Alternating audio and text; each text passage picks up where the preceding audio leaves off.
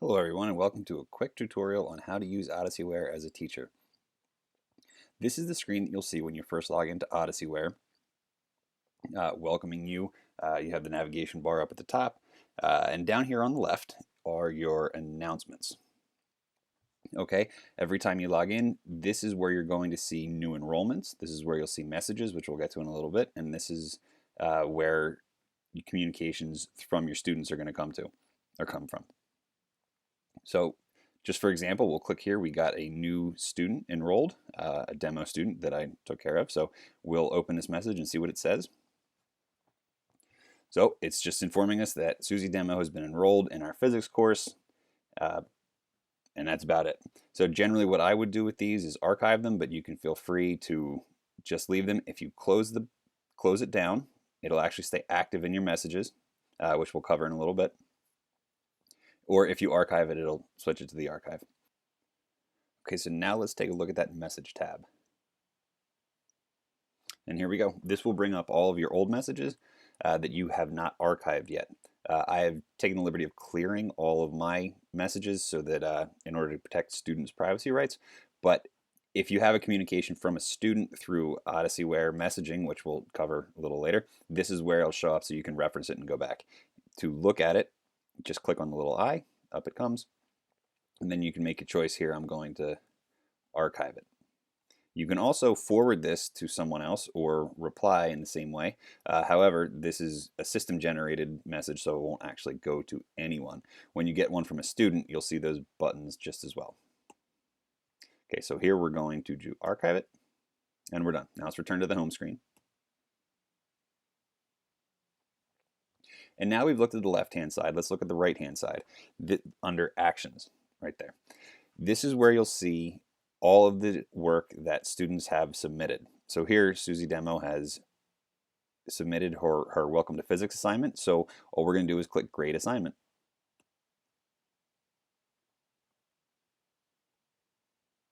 And you'll see the question. And then this is what she typed as her answer. So easy enough. She has fulfilled the directions and completed the assignment. So here we're going to grade her with the points. So you can see right next to it is the possible points. And then here in this box, you type in how many she received. Since she completed everything, we give her 25 points. Click on Update, and you'll see that the color has changed to green. And up here, the assignment score is now 100%. So let's play with this for a minute and just show you a few other things.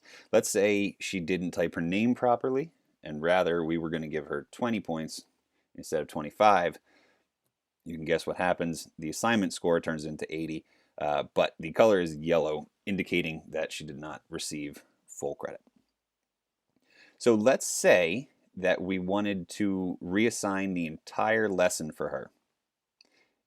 We would go up here and we would press this button marked Assign, and that's going to assign the entire lesson to her.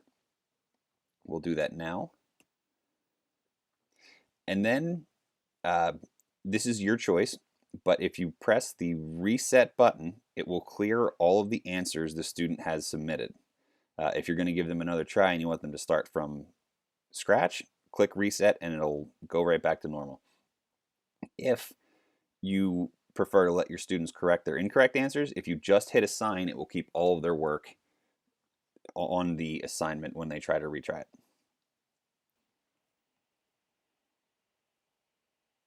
Okay, so now as we return to the home screen, it looks like Susie Demo has submitted some more assignments along with she has asked a question. So let's take a look at the question first over on the announcements. We click it, it'll open, and Susie Demo has indicated that she is not sure that she understands this question.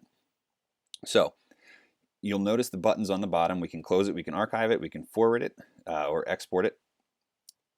When you don't have a reply button, which would be right about here during some messages, you can click right on the assignment and it will pull up exactly where she has this question. So here she asks, I'm not sure I understand this question. So here you can reply. We'll just say, come to the virtual office and we can discuss it. And we hit reply, and it'll go right back to her inbox, and she'll be able to read it and come to the virtual office so we can discuss what's happening here. Okay, so now that we've replied, we will go ahead and return to the home screen.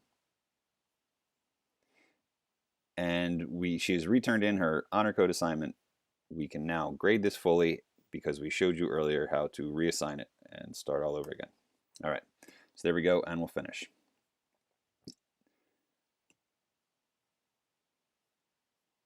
So let's say we need to explore the course for Susie in order to skip assignments or to adjust some scores. Here we go. So what you're going to do is type into the student box. Generally, it's the last name, and then a few options will come up. Again, in order to protect student privacy, we're only going to use the demo. But if after we find the student, we click search, and all of her courses come up. So we were just working in physics, so we're going to open up physics. You do that by hitting the little plus button on the left, and now this will open up each of her units. So if we want to dive a little bit deeper into certain assignments, we now have a list of each chapter and all the assignments within the chapter. The L obviously stands for lesson, Q is for quiz, P is for project, which this chapter doesn't have any, T is for test, and then R is the reference, it's just her glossary and credits. They have access to that from the beginning of their course. So we can do a few things from this screen. If we want to reassign something that she's already completed, we can go through here. If you click on the status bar, you'll see graded, not started, assigned, or skipped. So we have a choice to do all of that. Let's say we want to reassign it. We can just click assign, and it'll pop back into her queue in order to be completed again. Now, as I showed earlier, this does not count to press the reset button. So if you assign it this way, all of their work is going to stay where it was, and it'll be essentially just test corrections rather than trying to redo the entire assignment. Let's say we didn't want her to do a lesson. So we'll go down here, we'll look at Coulomb's law. She's allowed to skip that, she's already covered it. So then you just click skipped. You'll see it gets a little dulled out on the left, the L, and skipped, and she won't be responsible for it. The due dates and the started and completed dates are all missing. The system will automatically transfer her from lesson on electric charges all the way to the transfer of charges. Okay, so in this screen, you also have the option to skip entire units. So let's say we know that Susie has already covered magnetism in her brick and mortar classroom. We can just click skipped, and the system will skip her over that entire chapter.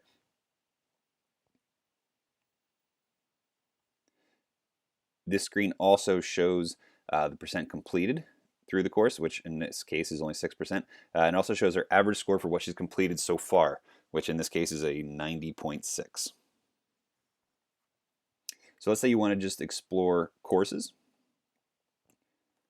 You hit this button on the navigation bar, come to this search, and we'll look at physics, because we've been looking at physics, and here are all the options for physics.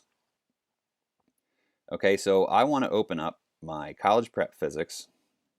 I want to take a look at it to see what's happening. So when you hit that I, this screen pops up, and you can look into every one of your lessons, or each one of the chapters and all the lessons within those chapters. So let's take a look at speed and velocity. We want to see that lesson. By clicking it here, it will open up a new tab, and you will see the lesson from the student's perspective. Sorry about that. There are the questions, another section, so on and so forth. Okay, so let's take a look at our grade book real quick. Now you have a lot of search options here. Subjects, generally you're not going to work with. Courses are actually a lot easier. It's all in alphabetical order. So if maybe we want to take a look at physics, we'll slide all the way down there, and we will find physics CP. We'll pull that up. Now if I click search here, you'll be able to see all of the students enrolled in my physics course this year.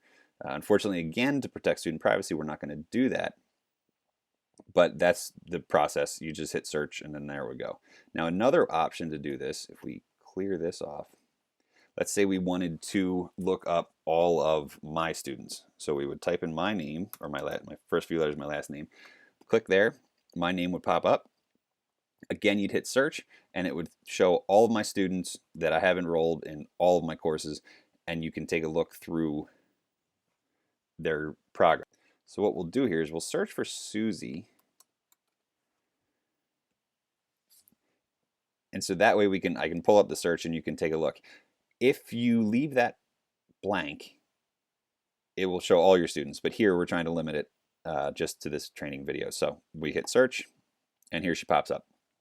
Now this is the same screen as we saw in the gradebook, just a little more focused on physics and my courses, but you do the exact same thing. It opens up with the plus sign. You can see that she has her magnetism unit skipped, and you can still open up all the assignments. You can reassign, you can skip, and do anything from here. It's a different way of getting to the same result. And that was our short tutorial on Odysseyware. As always, please reach out if you have any questions, and I hope this was helpful for you. Take care.